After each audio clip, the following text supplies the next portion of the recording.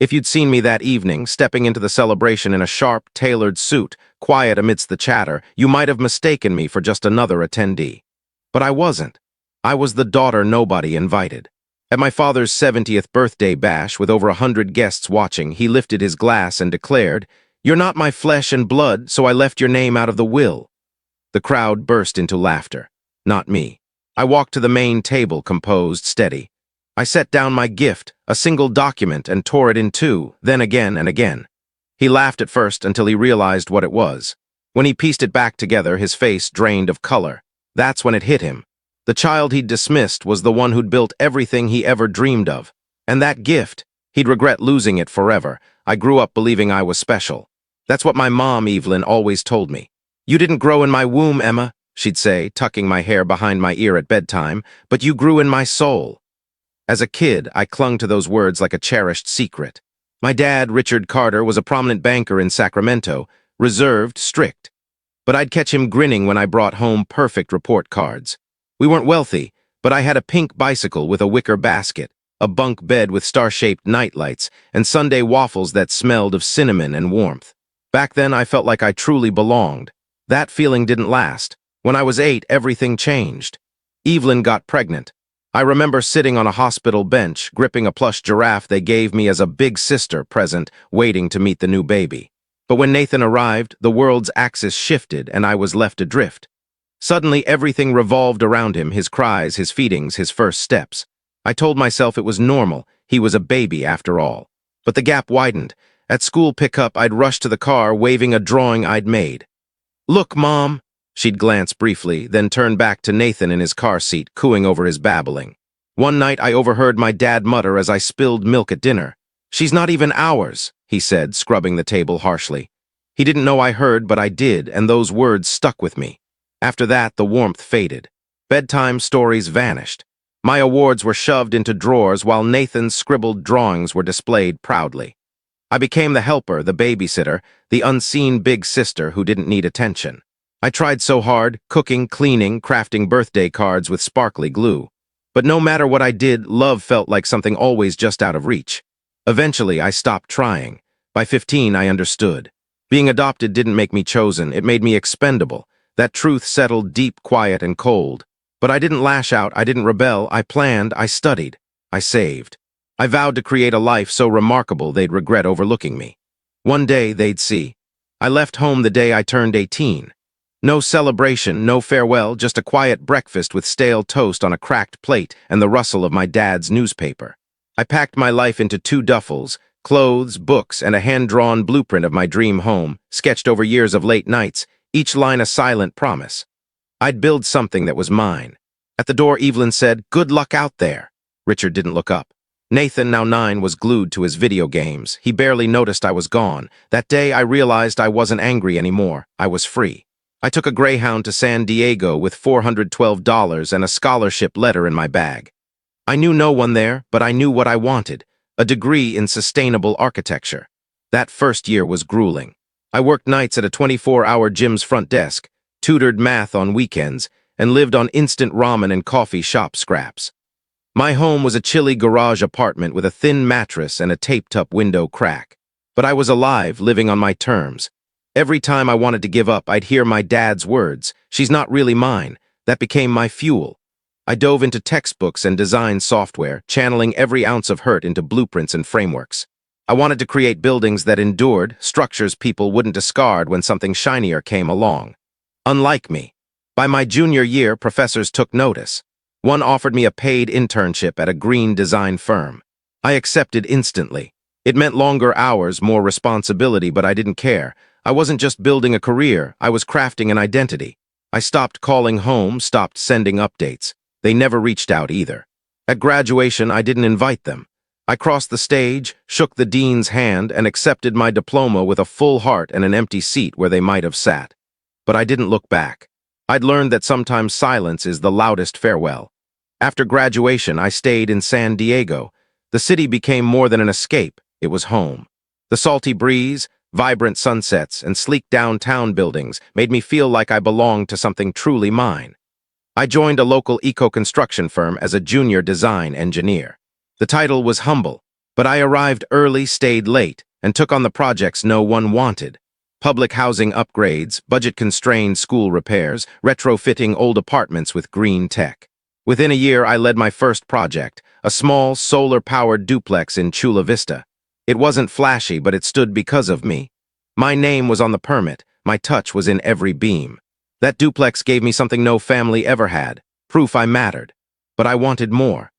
Nights at my small kitchen table, I sketched ideas for a firm that didn't just build but restored, structures that worked with the environment, gave back to the earth, and felt like sanctuaries for both body and spirit.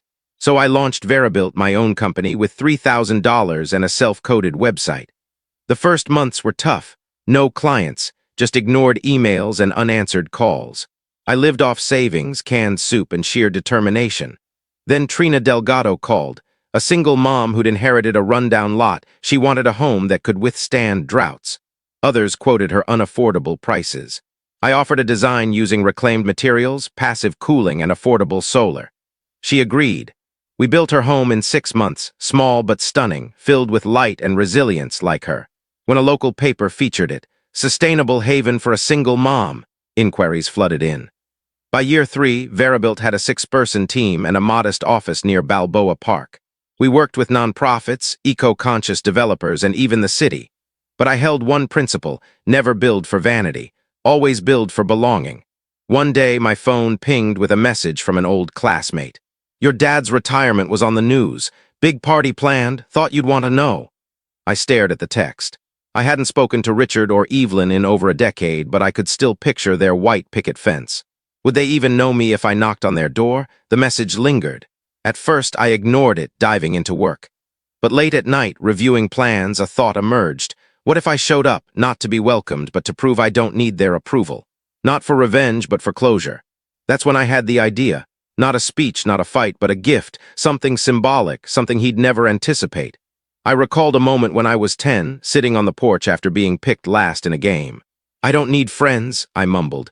Richard, watering the lawn, looked up and said, "What matters, Emma, is owning land. That's what earns respect." He probably forgot that moment. I didn't. So I found a parcel by Lake Tahoe, nestled among redwoods with mountain views. It wasn't extravagant, but it was serene, untouched. It cost $3.2 million. I didn't hesitate. It wasn't just a gift. It was a statement. I can give you what you value, even if you gave me nothing. I had my lawyer draft the deed, transferring the property to Richard's name. No strings, no publicity, just a gift. I hoped he'd see it for what it was. Not a bribe, but a final act of closure. I planned to present it at his birthday. I wasn't invited, of course. A former neighbor mentioned it was a grand affair. Retirement and 70th birthday combined, with catering, live music, and over 100 guests. They'd likely toast Nathan's new bank job. Evelyn would glow in a soft green dress. Richard would hold court like royalty. Me? I'd arrive unannounced, calm, not to seek forgiveness or recognition, but to deliver a gift that spoke louder than any apology they never offered. A single envelope, a quiet gesture. If they couldn't grasp its meaning, they didn't deserve it. On the party day, I woke early. I pressed my navy suit, the one from our first city contract signing. It wasn't flashy, but it made me feel steady, professional, untouchable. I tucked the deed into a leather folder, sealed with Richard Carter embossed in gold. The 8-hour drive from San Diego to Sacramento was silent. No radio, just my thoughts. I rehearsed my words. "Happy birthday, Dad. Here's something meaningful. No hard feelings, just closure. From me, your daughter, Emma, even if you don't call me that." Mostly, I pictured his face, maybe proud, maybe still. I arrived at dusk. Their house was unchanged, the white fence, Evelyn's daisy bushes in bloom. Laughter and string lights created a dreamlike glow. I paused at the gate, then walked in. No one noticed at first. Guests mingled, sipping champagne. A jazz trio played under the pergola. Then Nathan spotted me. Taller in a pricey blazer, he smirked. "Well, look who's here," he said loudly. "The long-lost charity case." Nearby guests chuckled awkwardly. "Lost your way, Emma, or just here to stir up trouble?" I gave a tight smile. "Just dropping off a gift." "A gift?" he scoffed. "What, a homemade candle from Etsy?" More laughter. I ignored him and headed for the main table. There was Richard, mid-toast, holding a glass of red wine, his silver hair catching the fading light. Evelyn stood beside him in that green dress I'd pictured.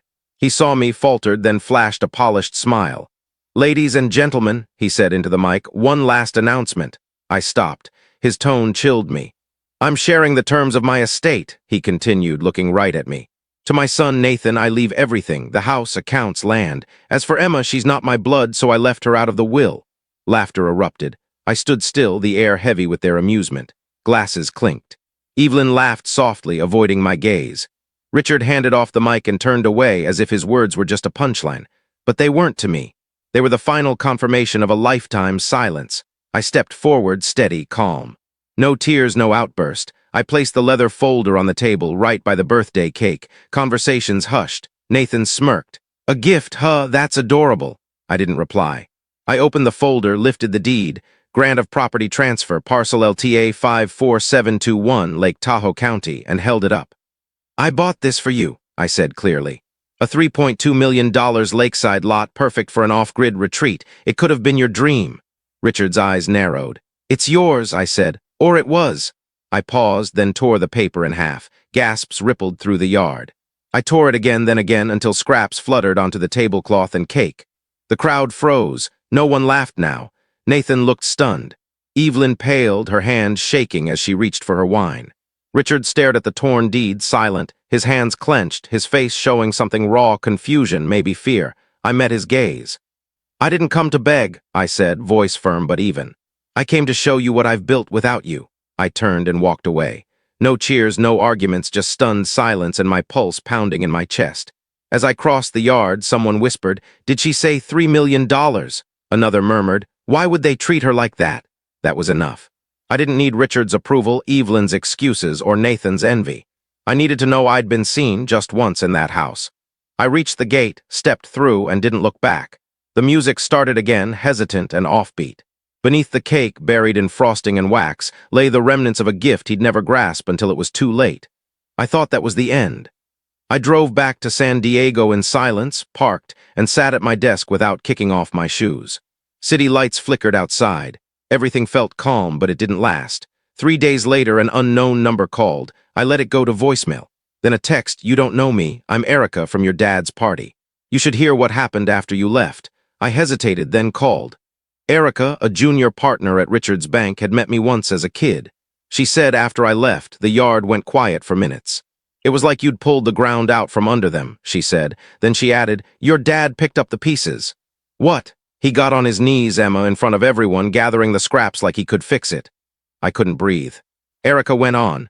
No one spoke at first. Then Mr. Klein, his old board friend, walked up and said, "You're a fool, Richard. That woman you shamed, she's built more than you ever will." I shut my eyes. "She's worth more than your whole estate," he'd said. Erica said the party ended early. Some left in disgust. Others approached Evelyn, who kept saying, "We didn't know." Nathan tried to laugh it off, calling me a drama queen who probably faked it, but no one joined him. Later, I got a text from Aunt Carol, my dad's sister, who hadn't spoken to me since I was 15. He's been in his study for hours. The torn deeds on his desk. He won't talk. I didn't respond, but I couldn't sleep. Did he regret it? Did he finally see me, not the outsider, but the daughter who'd built herself from nothing? I wanted to say I didn't care, but part of me, the girl who waited for "I'm proud of you," still hoped for an apology that wouldn't come. Weeks passed. Then a letter arrived, handwritten, no return address. "Emma, I don't know where to start. I guess that's right, since I never knew how to start with you. I've rewritten this 100 times and still don't know what to say except I failed you. I failed to nurture what we had when you were young. I failed to see who you've become. And at my birthday, I failed as a father in front of everyone. I picked up those scraps, not just the paper, but the truth. I don't know how to fix this, but I'm sorry. Richard, it should have been enough. It wasn't. I held the letter for a long time. I didn't cry or reply. Instead, I pulled out an old folder from my closet where I kept my early sketches and slipped the letter behind the blueprint of that dream home I'd drawn as a girl. That's where it belonged, with the versions of me that had waited, that had hoped. Now I was done waiting. The next day, I called my project manager and told him to draft plans for a new build, a community center fully solar with workspaces, gardens, and a mentorship hub. "Where?" he asked. I smiled. "Lake Tahoe," he paused. "That's where that land was, right?" "No," I said. "That's where my land is now." The community center, named The Haven, opened a year later. Perched above Lake Tahoe, it had glass walls, open classrooms, solar panels, and a year-round garden. More than that, it had people. Foster teens, single moms, girls with nowhere to go. I showed up weekly, sometimes to teach, sometimes to listen. I watched kids paint murals, mentors hold classes under cedars, and quiet voices grow bold. One day, a 16-year-old named Illa with guarded eyes and a soft voice asked, "You built this, even without a family?" I nodded. "Especially without a family." She looked at me, then hugged me silently. That was when I knew I didn't need Richard to call me his daughter. I didn't need Evelyn's tears or Nathan's envy. I'd created something enduring, something that mattered. That, not revenge, not wealth, was my legacy. Richard's letter stayed tucked away. I never replied or visited. But sometimes, when the mountain breeze sweeps through the haven, I imagine him watching from afar, wondering what might have been. And I hope he knows. I gave him a chance to see me. He just wasn't brave enough to look.